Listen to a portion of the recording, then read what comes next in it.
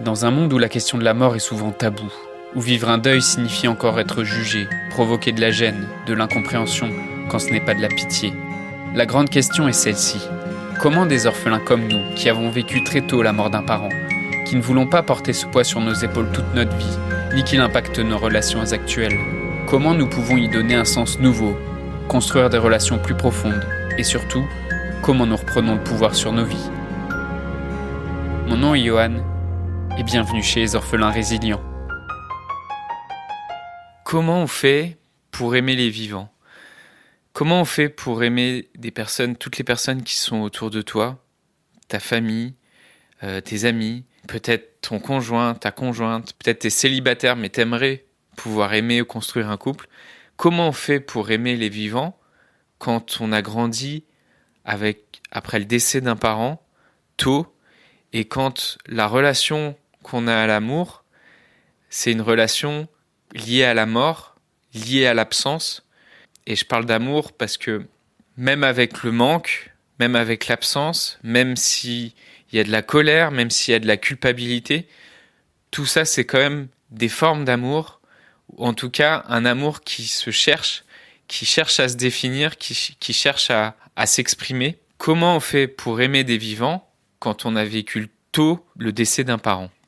Aujourd'hui, je voudrais te donner 3 clés pour t'aider à aimer les vivants si tu as vécu tôt le décès d'un parent. La première chose, c'est de voir que c'est possible, en ayant vécu tôt le décès d'un parent,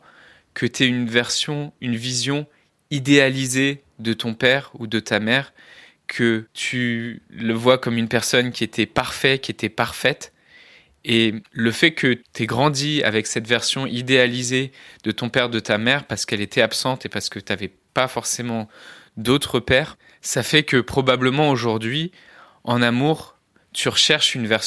personne idéalisée, une personne qui n'a aucun défaut. Donc le premier conseil pour t'aider à avancer, si tu as une version idéalisée et que tu sens que ça t'empêche d'avancer sur tes relations, qu'elles soient amicales, qu'elles soient amoureuses,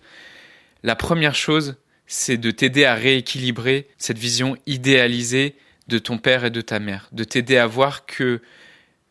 finalement, ce n'était pas une personne si parfaite, c'était une personne qui avait aussi des défauts, des inconvénients. Et en rééquilibrant, en t'aidant à voir que finalement, c'était ton père, ta mère, c'était un être humain,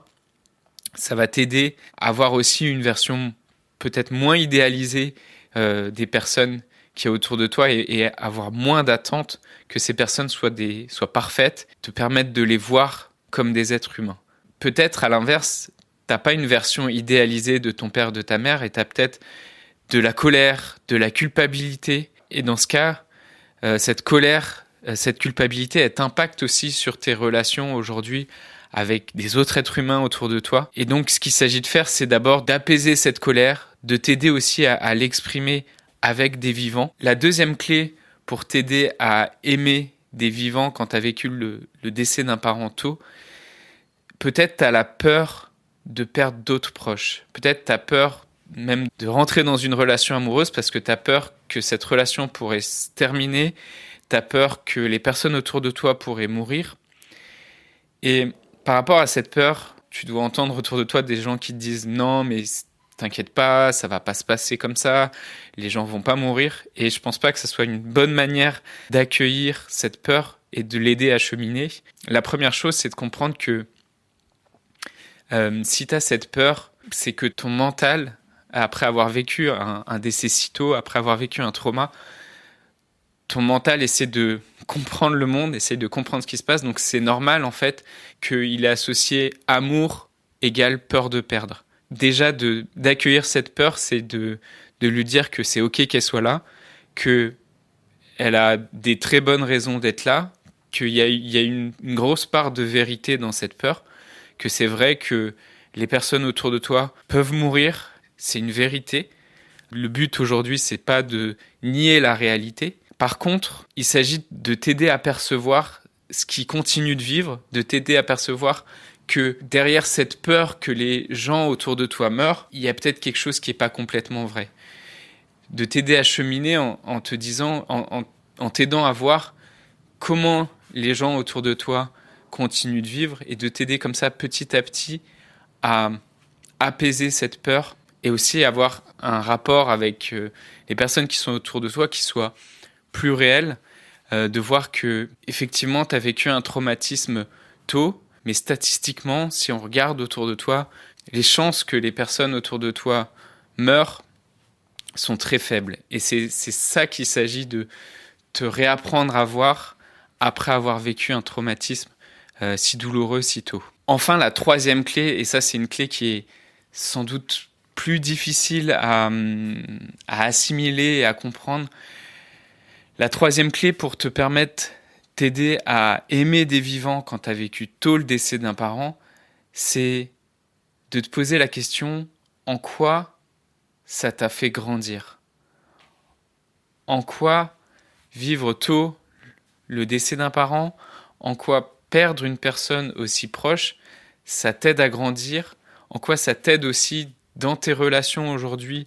à aimer les personnes qui sont autour de toi, à mieux les apprécier et de te poser cette question-là, de la répéter, en quoi ça t'aide à grandir. Si ce qui est important pour toi, c'est d'avoir des belles relations dans ta famille, si ce qui est important pour toi, c'est de construire un couple, c'est de construire une nouvelle famille, en quoi d'avoir perdu un parent, ça t'aide à prendre plus soin de tes relations, prendre plus soin des personnes qui sont autour de toi, mieux apprécier ta vie, moins courir après le boulot, après l'argent, après tout un tas de distractions, en quoi le fait d'avoir perdu un parent, ça t'aide à grandir. Voilà, pour résumer, 3 clés essentielles pour t'aider à aimer les vivants si tu as perdu tôt un parent. La première, c'est de rééquilibrer l'idéalisation, d'apaiser aussi si à l'inverse, tu as de la colère. Dans ce cas-là, il s'agit aussi probablement de faire le deuil